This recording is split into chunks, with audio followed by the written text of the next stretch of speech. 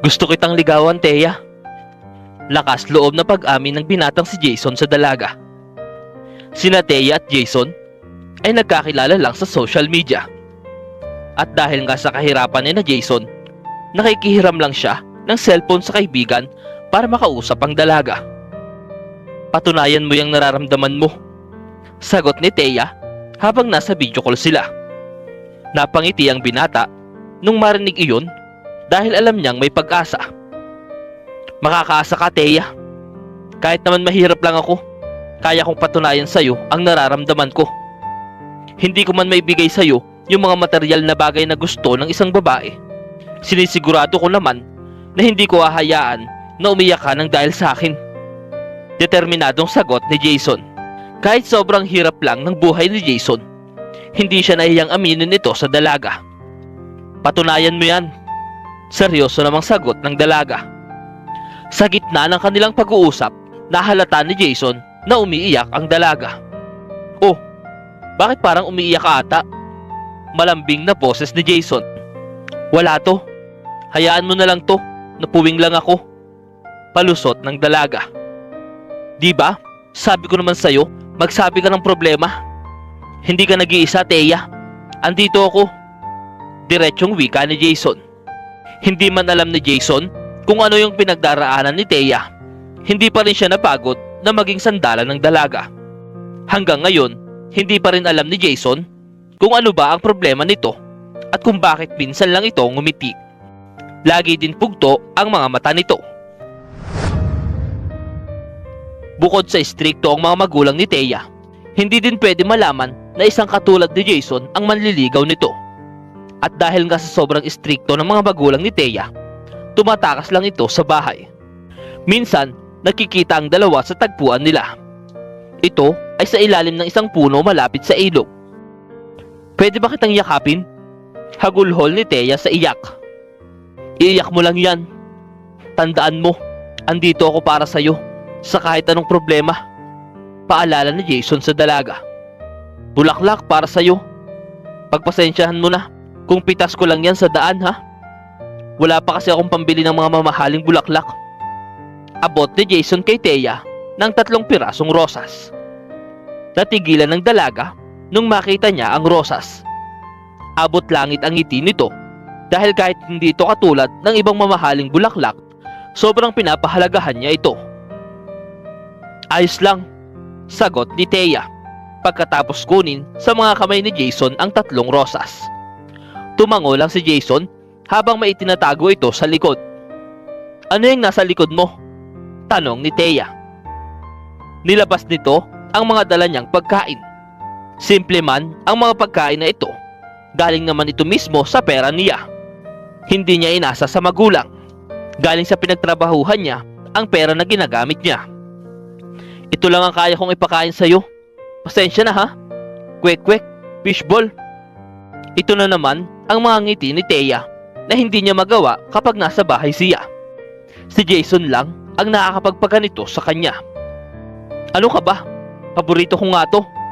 Laki din naman ako sa hirap, kaya alam ko tong mga pagkain na to. Palusot pa ni Thea sabay kain sa mga pagkain na dala ni Jason. Sobra naman talaga niya itong nagustuhan kahit bago pa lang sa panlasa niya. Matagal na din talagang may pagtingin si Thea sa binata, pero dahil gusto niyang makita kung totoo ba ang nararamdaman para sa kanya ni Jason, hindi muna niya ito sinasagot. Uy pare, tingnan mo, oh, ang ganda. Turo ni Kiko, kaibigan ni Jason. Naglalakad ang dalawang magkaibigan sa daan, pauwi na sa maliit nilang kubo, nang biglang may nakita ang mga itong babaeng nasa gilid ng daan sa harap ng isang kilalang club. Ito yung mga babaeng nagbibigay aliw sa mga kalalakihan. Maganda nga, pero mas maganda si Thea dyan. Proud na sagot ni Jason sa kaibigan. Lapitan natin mamaya yung babaeng yun. Paungulit pa ni Kiko. Ikaw talaga, puro kalokohan ang alam mo. Hampas ni Jason sa kaibigan. Hindi kaya ni Jason na tumingin sa iba kasi kontento siya sa babaeng gusto niyang makuha at iyon ay si Thea. Bilis na, hindi naman alam ni Thea eh. Hatak ni Kiko dito. Basta ayaw ko, ikaw na lang kung gusto mo. Determinadong sagot nito sa kaibigan niya. Napakamot na lang sa ulo si Kiko. Isang araw, mag-isang naglalakad sa daan si Jason dahil may pinuntahan ng kaibigan pagkatapos sa trabaho. Sa paglalakad niya, sa hindi inaasahan, bigla itong hinarangan ng isang babaeng nakamaskara. Nakasuot ito ng isang fitted black dress, kaya kitang-kita ang magandang hubog ng katawan. Pilit hinahawakan ng babae ang braso ni Jason pero iniiwasan niya ito. "Pasensya na ha, pero pwede ba lumayo ka sa akin?" Magalang na tono ni Jason at akmang aalis na ito pero nagsalita ang babae.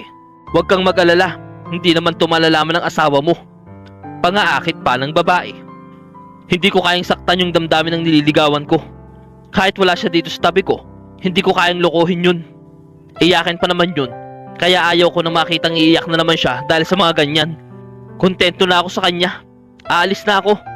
Dire-diretsong saad ni Jason at nagpaalam bago umalis. Kinuwento ni Jason sa kaibigan ang nangyari. "Talaga pare, habulin ka talaga ng mga babae," wika ni Kiko. "Loko-loko ka. Nga pala, hindi pa ba nagme-message si Thea?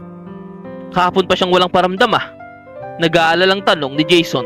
Simula kasi kahapon ay wala pa silang usap ni Thea. Akala ni Jason, titigilan siya ng babaeng nakamaskara na nakakasalubong niya pero hindi pala. Tuwing hapon ay inaabangan siya ng bayarang babae. Pero katulad ng ginawa ni Jason, iniiwasan niya ang babae at paulit-ulit na sinasabing hindi niya kayang manloko. Hindi niya kayang saktan si Thea. "Hindi ko magagawang pagtaksila ng babaeng mahal ko." Seryosong-seryosong boses ni Jason para matauhan ng babae. Isang umaga, nabalitaan na nagkaroon ng sunog sa club. Eksaktong padaan na ang magkaibigan. Naku! Gulat na sigaw ng magkaibigan nung matagpuan na nagtatakbuhan ang mga kababaihan palabas ng club. Nag-iiyakan ang mga ito habang bitbit ang mga gamit nila. Sa hindi inaasahan, napunta ang tingin ni Jason sa babaeng nakamaskara. Babaeng lagi niyang iniiwasan. "Alisin mo yung maskara mo. Kilala na kita. Hindi mo na kailangan magtago." Agad na saad ni Jason, kaya napalingon sa kanya ang babaeng nakamaskara. "Ikaw si Thea," dugtong pa ni Jason. Dahan-dahan ngang inalis ng babae ang maskara niya at si Thea ang bumungad kay Jason. Unti-unting tumulo ang mga luha ni Thea. "Sa club ka nakatira? Kaya pala ayaw mo nang pinupuntahan ka?" Maayos na boses ni Jason. "Jason, sorry. Sorry kung ito yung trabaho na meron ako. Sorry kung nagsinungaling ako." Hagulhol agad sa iyak ni Thea. "Tanggap kita. Kahit ano ka pa. Kahit anong trabaho meron ka. O kahit ano pang nakaraan meron ka.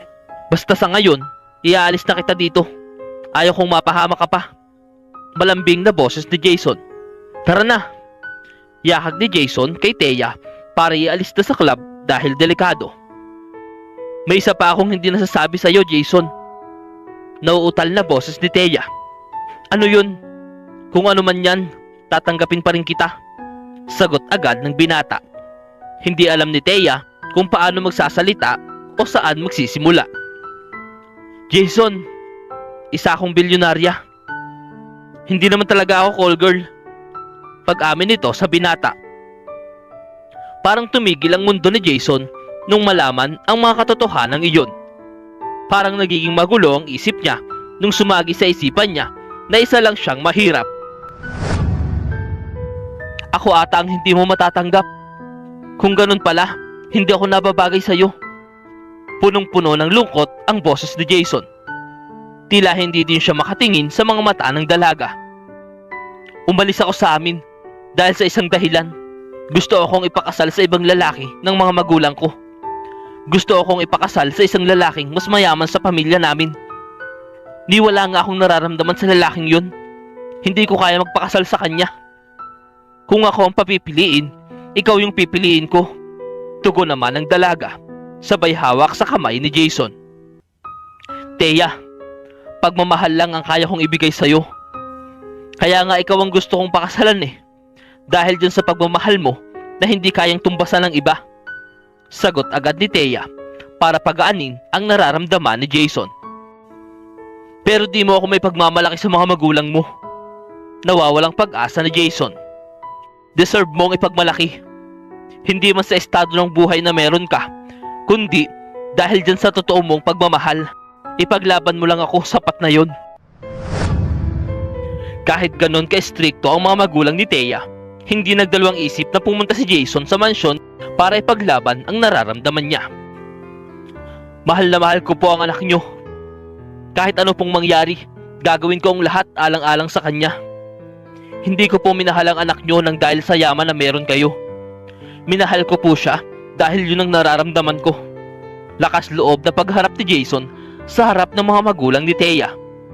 Pilit man na hadlangan ang dalawa, ay wala na silang nagawa dahil sa busilak naman ang puso ng binata. Bagkos ay napabuntong hininga na lamang ang mag-asawa. Kung sa'yo masaya ang anak namin, sige, nagtitiwala kami sa'yo. Patunayan mo din sa amin ang totoo mong pagmamahal. Dire-diretsong wika ni Don Rico na ama ni Thea. Pinapangako ko po. Nagyakapan ang dalawa na parang kanila ang mundo at tila wala ng bukas. Napatunayan nila ang totoong pagmamahal. Magkaiba man ang estado na buhay meron sila, sapat na yung totoong pagmamahal para piliin mo yung isang tao na magpapahalaga sa'yo habang buhay.